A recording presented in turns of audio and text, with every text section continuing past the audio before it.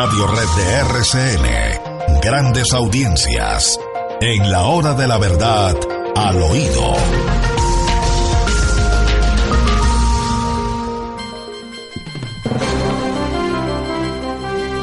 Bueno, William. Sí, señor. Debe estar que se nos queman a todos los oídos con estas cosas que estamos oyendo, ¿no? Bueno, sí, pues hay gente interesada, increíble, pero cierto, que en Colombia hay gente que quiera reelegir a Juanpa. ¿Y por qué? El informe de gestión del flamante presidente Santos. Me disfracé de uribista. Me robé la presidencia del 2014 al 2018. Me posesioné siendo ilegítimo. Usurpé el partido de la U. Compré las cortes y la fiscalía. Alteré la constitución. Jugué 6 años con la esperanza de la paz. Goberné para 18,000 bandidos. Me robé el plebiscito. Fortalecí el narcotráfico. Compré el Congreso. Traicioné la confianza del pueblo. Inventé lo del hacker. Vendí Isagen. Le regalé a Nicaragua parte de San Andrés. Permito que los niños de La Guajira y el Chocó mueran de hambre. Compré el Nobel de Paz, soborné a más de medio país, debilité las Fuerzas Armadas, despedacé la democracia, compré la prensa, perseguí, calumnié, difamé, encarcelé a líderes de la oposición, viatiqué por todo el mundo con mi comitiva de aplausos, atracaré a los colombianos con la reforma tributaria, prometí lo que no cumplí, polarizé el país, debilité la inversión extranjera. ¿Y qué tal lo de los pensionados y las familias que deben sobrevivir de milagro con el mísero salario mínimo? ¿Quieren más? Dicen por ahí, ¿no? Bueno, William, ¿y de dónde sacó usted los 18,000 bandidos? Porque la cuenta que nos hacen es de 5,900. Ay, si usted doctor. tiene otra cuenta, si usted tiene 18,000, díganos de dónde saca esa información. Doctor. Son infelices 5,900. No más. Ah, bueno, no más. pues eso. Pero si eso es lo que están diciendo. Diciendo. Yo me atengo a las informaciones que se reciben. Sí. Y que recibe cualquier colombiano. ¿Tiene usted alguna otra? Es que ni siquiera 18,000. Si fueran 18,000 sería la misma historia, ¿no? Sí, señor. Sobre 49 millones de colombianos, 18,000 bandidos, pues eso no es nada. Pero es que no van a ser 18,000 ni van a ser 5,900. Espérese pues que se reúnan en esas famosas zonas a ver cuántos son y cuántos van a quedar. A ver, porque la gran mayoría de los bandidos van a seguir en lo que son, en unos bandidos dedicados al narcotráfico, que es el negocio más productivo de América y que está siendo la institución más rica del mundo, que es la institución de las FARC, la institución terrorista más rica del mundo. Entonces, bueno, William, esa es la verdad y por eso Santos quiere la reelección. ¿Qué más nos cuenta al oído, ¿Cuántos generales descabezaron para subir a este prócer que se siente el sucesor de Simón Bolívar? A la Fueron 12, me parece. Fueron 12. Sí, señor, 12. Y eso pues lo hicieron así de un guascazo. De un guascazo. Al señor Naranjo, del que el doctor Fernando nos ha compartido un documento que publicaron en la prensa internacional. ¿Cómo es el documento? Y que vale la pena darle una miradita porque tiene unas cosas bastante preocupantes sobre el general Naranjo. Nos recuerda, por ejemplo, ese documento, entre otros daticos, porque extenso sí es, que en 1993, oígase bien, el fiscal de aquel entonces, Gustavo de Grave, reveló a funcionarios de los Estados Unidos que había pruebas firmes sobre varios oficiales del bloque de búsqueda que estaban trabajando con los Pepes y que podían ser acusados de soborno, tráfico de drogas, tortura, secuestro y asesinato. Entre esos se mencionaba al señor Óscar Naranjo. Más adelante, como jefe de inteligencia del bloque de búsqueda, se dice que Naranjo aceptó su relación cercana con el cartel de Cali, con los hermanos Gilberto y Miguel Rodríguez Orejuela. A mí me parece que eran los que hacían lo que les daba la gana en Palmira. En la Catedral de Palmira. Es que, Santiago, yo no sé por qué siguen hablando, bueno, con toda razón, de la catedral allá en Itagüí. ¿A qué municipio pertenece la cárcel de la catedral? Sí, Itagüí, ¿no es cierto? ¿O no es la de Envigado, la cárcel de Envigado? O Envigado, no, perdón, Envigado, sí, señor, Envigado, perdón, discúlpenme, ofrezco disculpas. La de Envigado. ¿Y por qué no hablan de la de Palmira? Pues porque eso fue un acuerdo con el cartel de Cali para enfrentar el cartel de Medellín, y de alguna manera entonces se dejó de lado que había una catedral en Palmira, doctor Londoño. En Palmira hacían y deshacían lo que les venía en gana.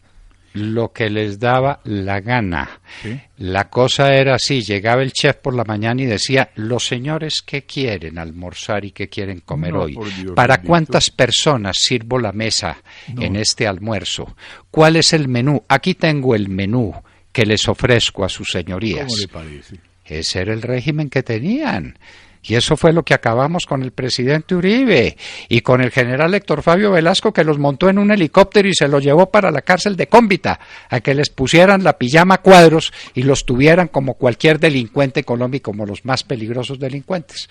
Hasta que apareció el juez Suárez Vaca, hágame el favor, a ponerlos en la cárcel por buena conducta después de 10 días de estar en la cárcel. ¿Cómo les parece? Se portaron muy bien en los 10 días anteriores y el juez Suárez Vaca los quería dejar en libertad. Imagínense de ahí para adelante lo que seguiría. ¿Y estos señores tenían algún contacto con Jabón y con el cartel del Norte del Valle? Pues no, el general Naranjo es lo que dice. También nos remitimos a eso. ¿Cómo son las declaraciones de Rodríguez Chacín? Es que eso es Venezuela. ¿Y cómo son las declaraciones de la DEA? A ver, ¿qué es lo que dice la DEA de Mar y cuál es el documento de la DEA que involucra a Naranjo y a otros generales de la Policía Nacional?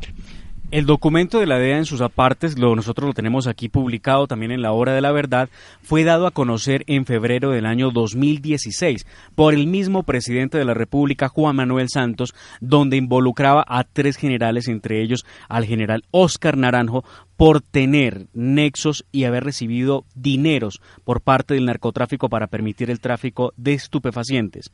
En ese documento de la DEA, del que ayer inclusive logramos aquí hablar en La Hora de la Verdad, se señala las declaraciones de personajes como el Loco Barrera, que entre otras cosas, documentos en la Fiscalía colombiana, están allí guardaditos, reposa la entrevista que se le hizo a Daniel el Loco Barrera, donde él decía que había varios generales que habían recibido una asignación de plata por cerca de 30 millones de pesos mensuales que fueron pagados por el señor Héctor Jairo Saldarriaga, jefe de sicarios del Loco Barrera, a cambio del apoyo del Loco Barrera. Ahora, yo creo que todo esto tiene que generar un debate en el Congreso de la República. A mí lo que me parece gravísimo. ¿Será que lo hará Juan Fernando Cristo?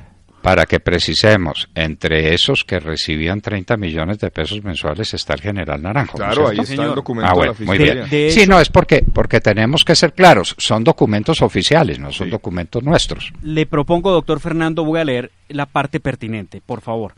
Lo anterior teniendo en cuenta en que en el radicado de la referencia se investigan presuntos hechos relacionados con narcotráfico de miembros de la Policía Nacional, entre ellos los generales Óscar Adolfo Naranjo Trujillo y César Augusto Pinzón Arana, a quienes se les atribuye tener asignada nómina de 30 millones que es pagada por Héctor Jairo Saldarriaga, jefe de sicarios del Loco Barrera, a cambio de apoyo y libre circulación por Bogotá y el país, además de una sociedad para el envío de droga a Europa. Ahí veo yo el sello de la Fiscalía. Es que eso es un documento, de la Fiscalía.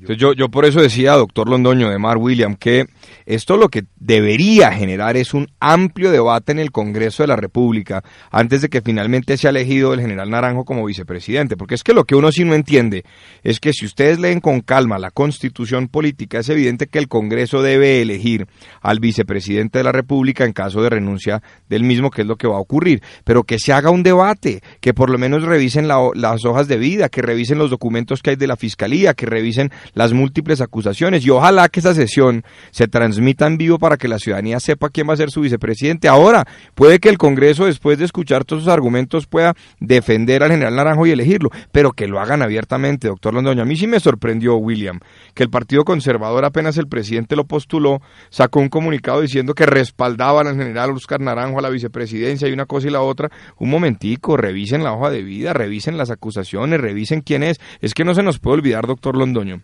que en caso de que algo le pase al presidente Santos, el presidente será su vicepresidente, que sería entonces el general Naranjo. No, pero sin eso, Santiago, sin eso. Es que el presidente ya advirtió que todo lo que llaman la implementación del proceso de paz quedará en manos del vicepresidente. Es decir, que va a ser el hombre más poderoso de Colombia, porque va a ser el que va a poner en marcha ese mecanismo letal, diabólico, de los acuerdos finales. Y estamos en manos de una persona que tiene los antecedentes que tiene y que tiene que dar las explicaciones que tiene que dar. Por eso ¿Es posible eso? ¿No podemos tener un vicepresidente libre de toda sospecha, al margen de cualquier acusación? ¿Un vicepresidente impoluto? ¿Un vicepresidente que le dé confianza a todo el mundo, inclusive al 87% de los colombianos que no votaron por el sí al plebiscito? ¿Quién les va a dar garantías? Que hay que darle garantías a las FARC, denle las garantías que quieran, todas. No queremos que maten a un miliciano ni a un guerrillero de las FARC, no queremos que maten a nadie, pero hay que proteger al resto del pueblo colombiano, hay que defender el país y hay que defender sus instituciones. Óscar Naranjo es la persona apropiada para eso. Lean el artículo del periodista uruguayo que hemos incluido en nuestra página. Léanlo. Léanlo. ¿Tiene por ahí alguna partecita como para calentar a la gente, para que la gente se interese, porque a la gente hay que decirle, esto es lo que está diciendo? Pues una partecita para que la gente sepa qué van a encontrar allí. Pronto se producirían las revelaciones judiciales que lo vincularían al general Naranjo con Carlos Castaño, jefe de las Autodefensas Unidas de Colombia. Según el diario El Colombiano El Espectador, sus acusadores son nada menos que los extraditados jefes del paramilitarismo Salvatore Mancuso y Carlos Mario Jiménez, alias Macaco. La imputación contra Naranjo figura en un juicio contra el general de la policía, Mauricio Santoyo, formulada por un fiscal de la Corte del Distrito Este de Virginia en los Estados Unidos, y hoy causa revuelo en Colombia, dice el artículo del que estamos haciendo referencia. Bueno, pero eso no importa, además. Lo que van a decir es que mentían y ya, que mienten. Pues mire, Montserrat, ya sabe, cuando señalan a alguien que no es del uribismo, mienten. Cuando señalan a los uribistas, dicen toda la verdad. Esa declaración, ¿no? Claro, tiene toda la razón, Montserrat. Esa declaración valió para que a Santoyo lo metieran a la cárcel y Naranjo impoluto. Y es la misma declaración. Ustedes, de más le voy a hablar de un tema muy familiar para usted como abogado, el tema de la indivisibilidad de la prueba. Cuando uno va a usar una prueba, esa prueba es indivisible, la tiene que usar toda. Uno no puede separar partes de la prueba y ponerse a hacer maromas con ella. Es como la declaración de la DEA. La declaración de la DEA que acusa a un general que fue destituido, ¿no? Sí, señor, lo recordamos. Muy bien. Luis Eduardo Martínez, a quien se le frenó su ascenso, a los generales Rosso José Serrano, Óscar Naranjo y José Roberto León Riaño, quienes aparecen en ese documento de 2008 de la DEA. Muy bien. Entonces, a un general le cuesta su carrera. Sí. A otro general citado en el mismo documento, con el mismo origen, exactamente lo mismo, igualitico, documento de la DEA, a ese general lo ponemos nada menos que de vicepresidente de la República. Sí, según esto yo les pregunto algo, escuchando todos los argumentos y leyendo todas las columnas que hay poniendo en cuestión al general Naranjo. ¿Él es el mejor policía del mundo o un habilísimo político? Él se inventó el mejor policía del mundo. Bueno, según eso de la mejor policía del mundo. A mí me parece un político, muy hábil. El mejor policía del mundo es como decir que el premio Nobel se lo ganó Obama sin haber hecho nada cuando se posesionó, o como se lo compró Juan Manuel Santos. Pero eso es un invento, William. ¿Sí? ¿Quién ha sido el mejor policía del mundo después de que Naranjo lo fuera? Nadie. Esa institución no existe. Eso no se lo ha inventado nadie. Ni hay manera de decir quién es el mejor policía del mundo. Además, el mejor policía del mundo es por naturaleza reservado, cauteloso, cuidadoso de mantener su bajo perfil para poder desarrollar sus tareas policiales. Estos policías fanfarrones pues están muy lejos de poder ser los mejores policías del mundo, pero eso no vale la pena, no vale la pena. Insistimos, el general Naranjo debe explicar, entre otras, el caso de Jamundí. ¿Qué estaban haciendo sus hombres desuniformados, pero con armas largas, en Potrerito Jamundí, cuando se encontraron de sopetón con un grupo de militares, con un grupo comandados por un teniente, uno de los más brillantes tenientes que Colombia tuvo, sin ningún antecedente, Harrison Castro. Impoluto.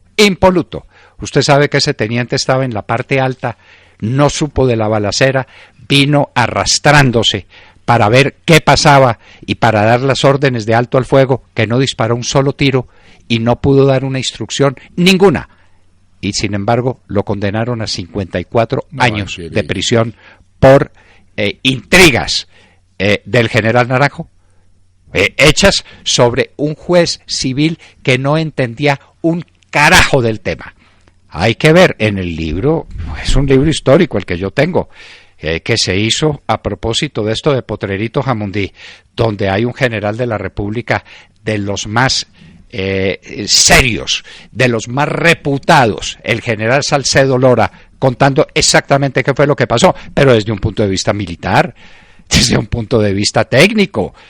Este juez civil, ¿qué demonios iba a entender de eso? Nada, porque no hay justicia penal militar en Colombia y porque estos hombres fueron sacrificados por la justicia civil porque era muy conveniente para los intereses del general Naranjo.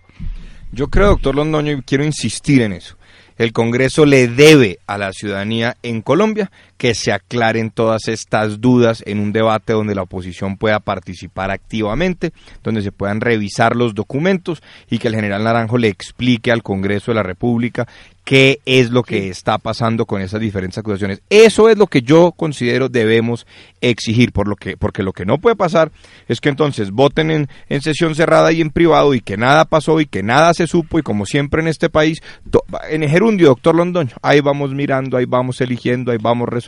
Pues eso fue lo que pasó precisamente, Santiago Monse, el día en el que discutieron en la Comisión Segunda el tema de Luis Eduardo Martínez. Solamente se fijaron en el nombre de él para discutir el documento de la DEA, pero no se dijo una sola palabra del negociador del gobierno Santos en La Habana. ¿Y por qué bajaron de pinta a 12 generales para empezar? ¿Y cómo nos vamos a tener que aguantar otro Chávez en Colombia? Bueno, eso responde a mi pregunta. Es un habilísimo político, definitivamente, ¿no? Nada le pasa. ¿O por qué le tienen tanto miedo y le hacen todo lo que él diga? Bueno, puede ser. Mire esta pregunta que hace Sandra en el chat, una oyente. Dice Sandra, ¿por qué un militar vicepresidente? ¿Se estará blindando para un golpe militar? Es una buena pregunta también. ¿Por qué un militar, por qué un policía? Ya dijo militar, pero ¿por qué un policía vicepresidente? Es una buena pregunta, ¿no? Una buena pregunta, ¿y por qué ese policía? Y estamos en la línea con uno de los analistas políticos más perspicaces y con uno de los mejores escritores que ha tenido Colombia en mucho tiempo. Mejor que García Márquez. ¿Recuerdan Cóndores no entierran todos los días? Muy bien, Gustavo Álvarez Gardiazabal. Hay un tema que no ha sido analizado, y es que Wikileaks que ha conmovido al mundo con sus descubrimientos, también se ocupa del general Naranjo. ¿Cómo es eso?